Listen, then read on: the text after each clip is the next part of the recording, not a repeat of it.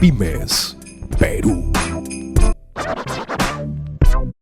Con don Roger Alejandro Runril García, profesor, periodista, en fin, en realidad el currículo es bien amplio, explicarlo, pero qué mejor hablar de sus más de 30 libros publicados y su gran experiencia en la Amazonía.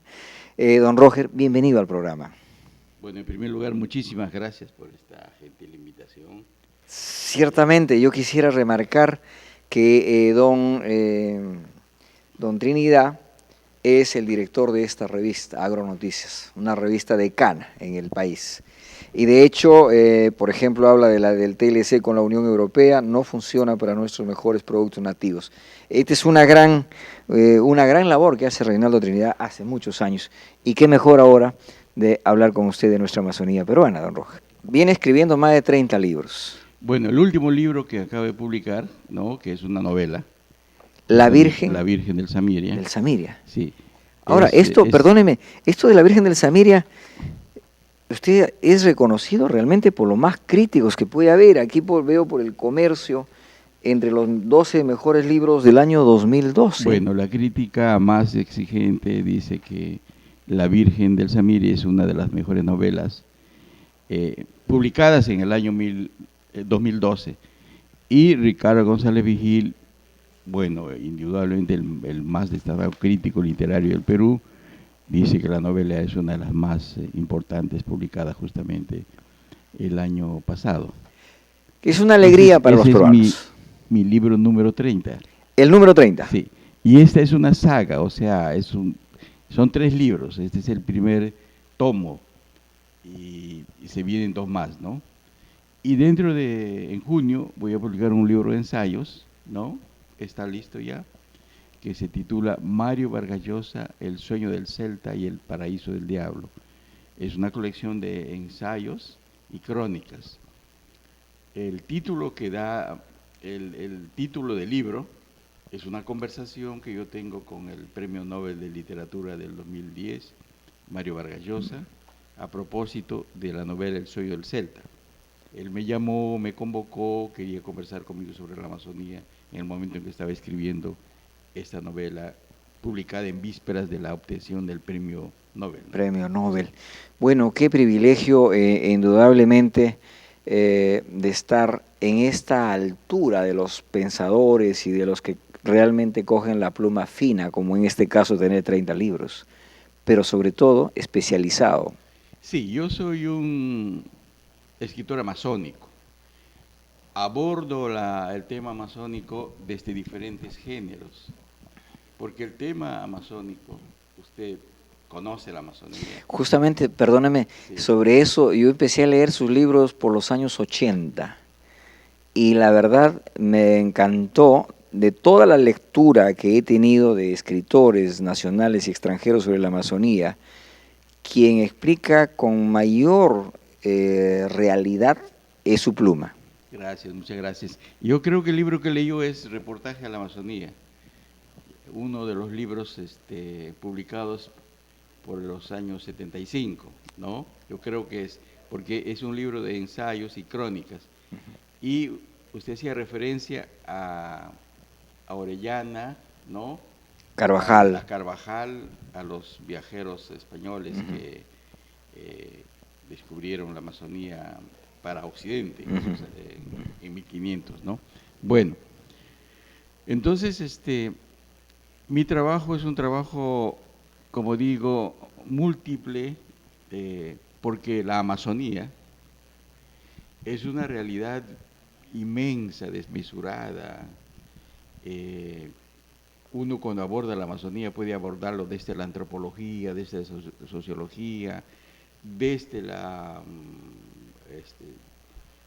desde la historia, la geología, en fin. Es una realidad que requiere un asedio múltiple y multidimensional, ¿no? Muy rico en lo sociológico, por ejemplo. Es. Por esa razón, mi abordaje sobre la Amazonía es un abordaje múltiple, desde diferentes géneros, ¿no?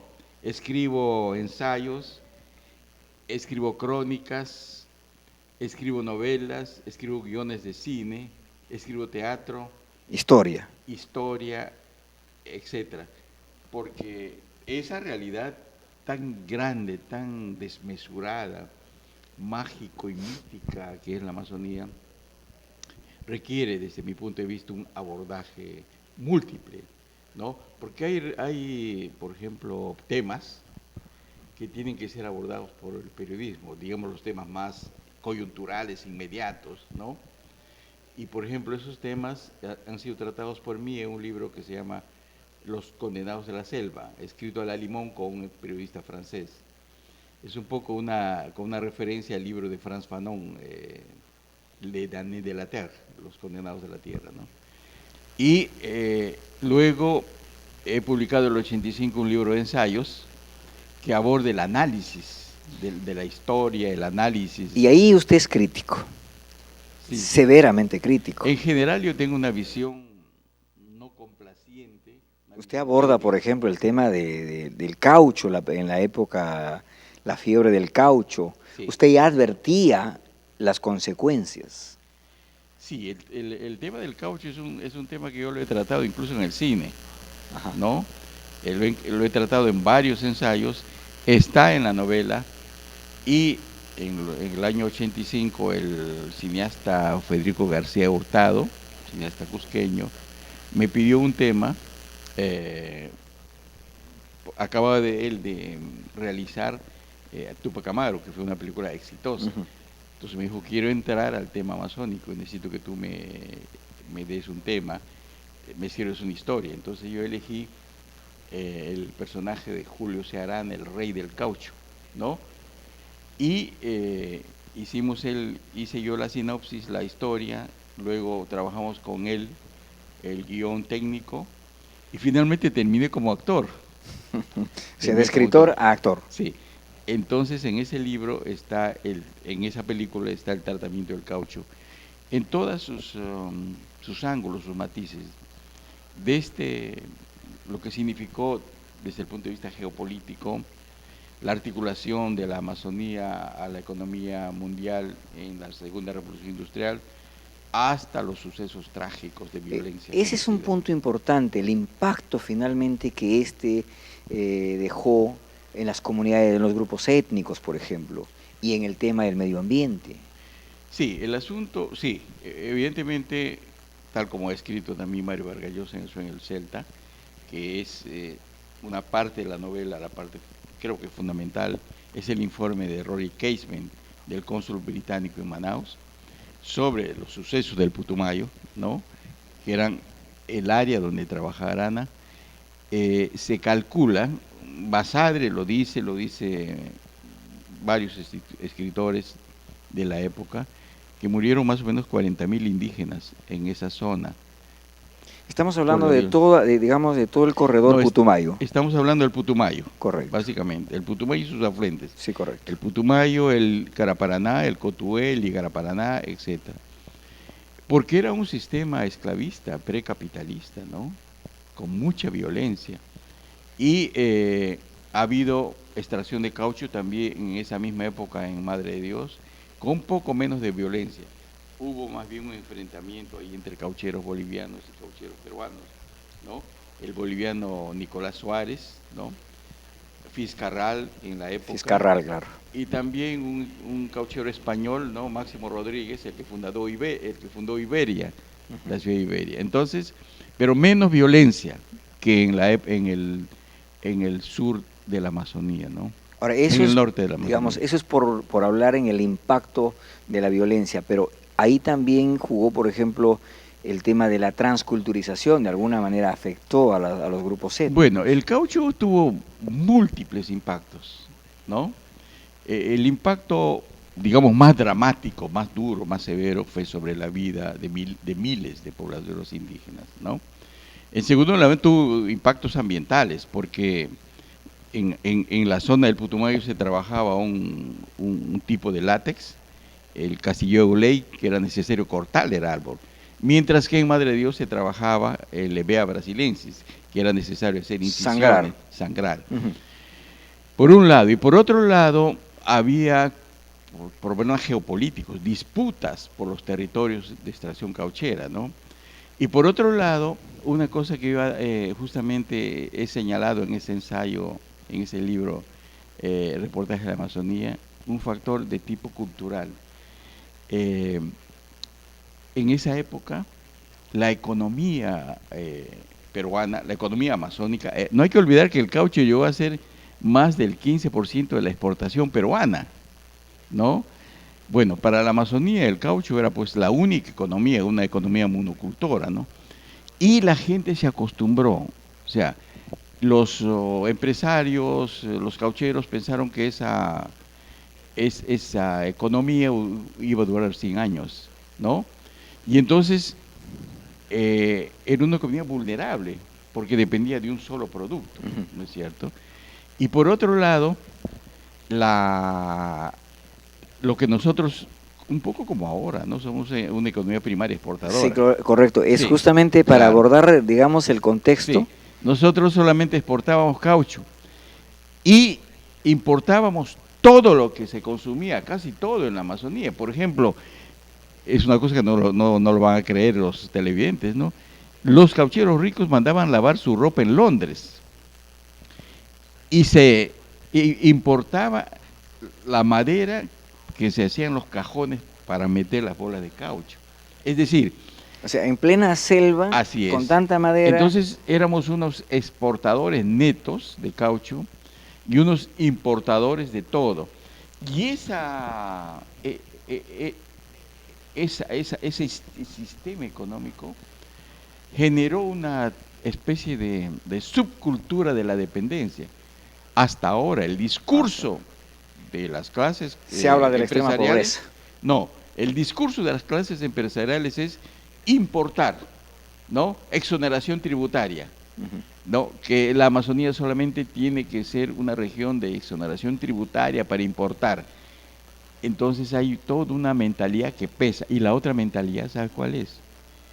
Que quedó como una huella, marcó la conciencia de la gente, es frente a las tragedias, al sistema esclavista que perdura en algunas zonas de la Amazonía, la gente cree que es una cosa natural. Es natural. Vamos ¿Ya? a ir a una pausa, maestro, y regresamos porque me interesa hablar este tema de cómo ha ido evolucionando el esquema económico, pero también un tema muy importante que es la identidad de nuestras culturas, que es parte muy relevante en sus escritos y que es de interés de todos. En mi calificación personal, indudablemente, reitero, un maestro con M, con mayúscula, don Roger Rumril, porque podríamos pasarnos horas platicando, maestro, sobre nuestra Amazonía peruana. Y son poco de lo que se queda en su terreno, porque hay muchos que logran hacer un poco de información y de carrera como la tiene usted y migran a otros sitios. Bueno, yo siempre he dicho que para mí la Amazonía no es un tema, es un destino, es mi destino, ¿no? O sea, he dedicado mi vida a la investigación. O sea, haber nacido en la Amazonía y crecido. Sí, he nacido y he crecido en la Amazonía, ¿no? Y sigue Y usted considerando que es su destino. Claro. Cuando yo viajo por el exterior, he estado viajando por todo el mundo, siempre estoy conociendo otras realidades en función de la Amazonía para comparar, ¿no?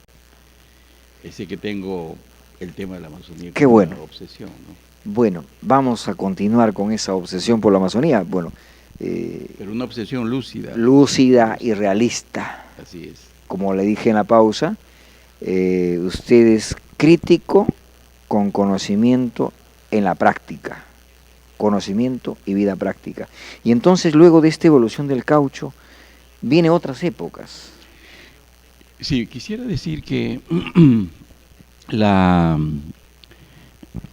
Amazonía en el siglo XIX, fines del XIX y principios del XX, es un espacio estratégico, debido a que el caucho, como materia prima, ¿no?, es un producto estratégico para la segunda revolución industrial, ¿no? Y ese carácter implica la disputa de la región por intereses geopolíticos en la época, ingleses, alemanes, norteamericanos, etcétera, países industriales.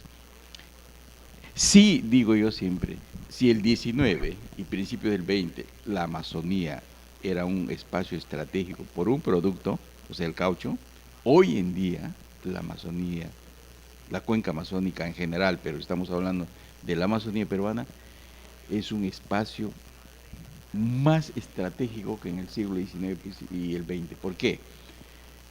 Porque hoy en día la Amazonía tiene, por un lado, tiene el agua, ¿no? El recurso acuífero, tiene entre el 15 al 20% del agua dulce aún no contaminada del planeta. En segundo lugar, tiene la mayor biodiversidad del planeta. En tercer lugar, tiene minerales estratégicos, ¿no? Que son fundamentales para la industria electrónica de hoy día. Tiene los conocimientos indígenas, ¿no?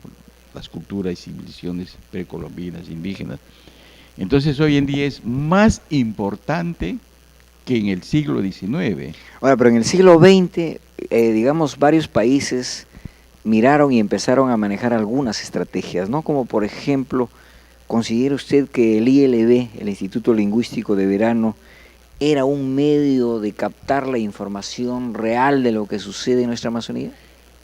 Sin duda, sin duda. Yo he conocido a Cameron Townsend y a los líderes del ILB en Yarinacocha. He viajado con ellos.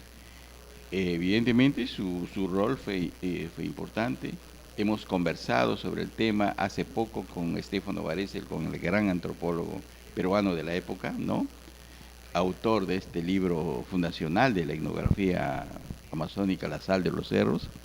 Y efectivamente tuvo un rol, tradujo la Biblia a las lenguas indígenas, sí, catequizó, incluso hoy en día tienen influencia en Cuchillococha, por ejemplo, pero sin duda, parte de esa información tenía otros fines estratégicos. Correcto. De eso no hay duda, ¿no? Que eso lo hizo desde Orellana y Carvajal. Exacto. Ya tenían una misión. Exacto. Los países ricos en general tienen visiones de largo horizonte, ¿no? Los países industriales. Por ejemplo, para poner un ejemplo, nosotros los peruanos somos cortoplacistas, miramos el día a día, pero no tenemos visiones de largo y de corto, mediano y largo plazo, no tenemos una visión de horizonte, ¿no? Por ejemplo, los ingleses enviaron en el siglo XIX a Alexander Wickham, un agente inglés que estuvo en el río Tapajós, en Brasil, coleccionando semillas de caucho, ¿no? Y en 1874 llevó 70.000 semillas a Inglaterra, y esas semillas fueron sembradas en Java y Sumatra, y esas semillas, ¿no?, que fueron la base de grandes plantaciones de caucho en las colonias inglesas en Asia, hicieron colapsar el caucho amazónico cuando lanzaron a principios de la Primera Guerra Mundial 15.000 toneladas métricas.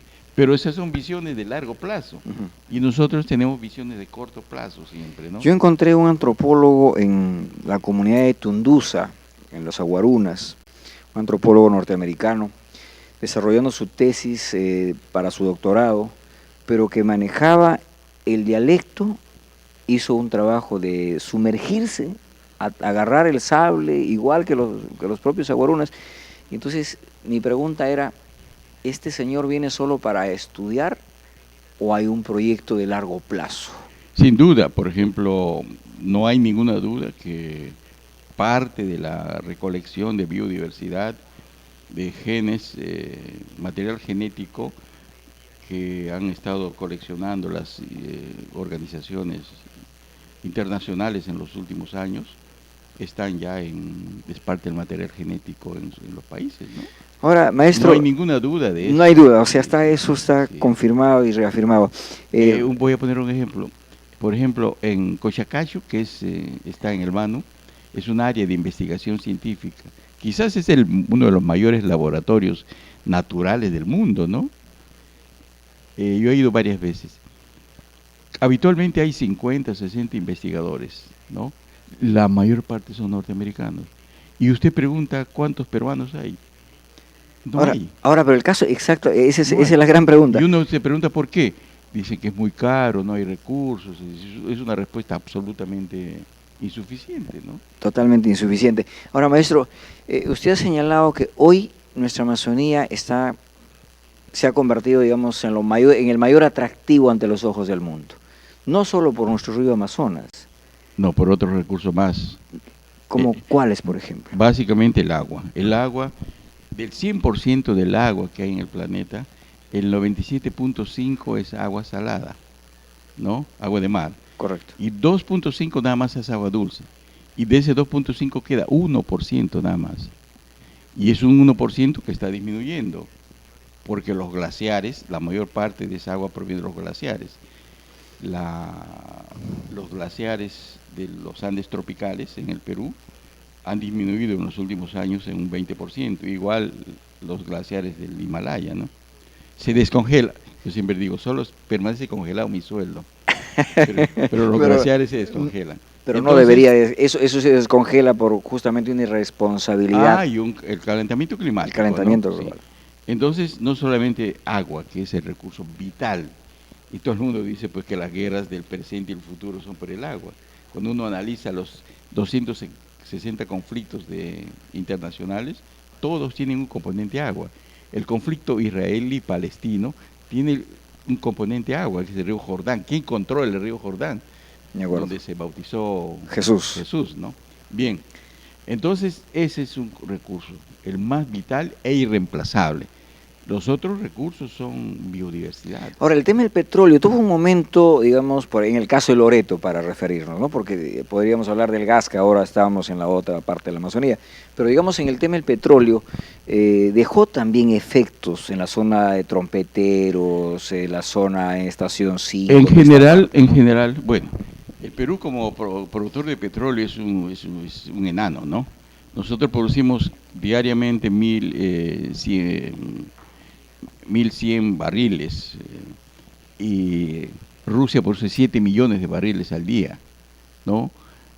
Irán 2,5 millones, Venezuela 2 millones, etcétera. Entonces, pero en el primer ciclo petrolero, que va desde el 35 hasta los 70, los impactos fueron muy severos debido a que no existían las tecnologías actuales. Hoy en día los impactos, sobre todo sobre la fauna, ¿no? Que está prohibida la cacería, en fin, hay una serie, es menor, pero no deja de haber impactos. Por ejemplo, yo le digo, el mayor problema para mí en la Amazonía es la contaminación de los ríos, por efecto del petróleo, el gas y el mercurio que se utiliza. Por ejemplo, Madre de Dios, ¿no? Mire, hay un informe del Instituto de Investigación de la Amazonía Peruana que señala que todos los ríos de Madre de Dios están contaminados y los peces tienen un mercurio más allá de lo permisible. Bueno, entonces, si tuviéramos que hacer un balance, yo diría, la Amazonía sigue siendo el espacio estratégico mundial, internacional, y para el Perú, he señalado en varios ensayos, es la renta estratégica del Perú en el siglo XXI. Lo que tenemos que hacer los peruanos es tratar de que ese espacio, esa renta estratégica, no se destruya, que hagamos un uso sostenible de esos recursos, tanto bosques, ríos. Ahí tengo una pregunta final, maestro. Nuestra identidad cultural, nuestros grupos étnicos, ¿se va perdiendo su identidad? Sí, a pesar de que el Perú es un país que constitucionalmente en sus leyes se señala que el Perú es un país. El problema es el siguiente: el Perú como nación es un país multilingüe, multicultural, pero el Estado peruano es un Estado de origen colonial, un Estado monocultural, que no es funcional a ese país diverso. Por eso se necesita una profunda. ¿Cuántos grupos étnicos se califican en la Amazonía? Hay 13 familias etnolingüísticas y 64 pueblos. 64 pueblos. Maestro, tendremos ojalá la ocasión de seguir conversando con usted. Estoy gratamente agradecido. ¿Cómo lo definiría en 30 segundos a nuestra Amazonía y aquí a 20 años? Si seguimos haciendo lo que ahora estamos haciendo, la Amazonía será una sabana en 20 o 30 años. Eso es una visión apocalíptica, ¿no? Pero es una visión real. Si empezamos a hacer una política de conservación y protección y manejo sostenible, la Amazonía va a ser la mayor renta estratégica del Perú en el siglo XXI. Pymes Perú.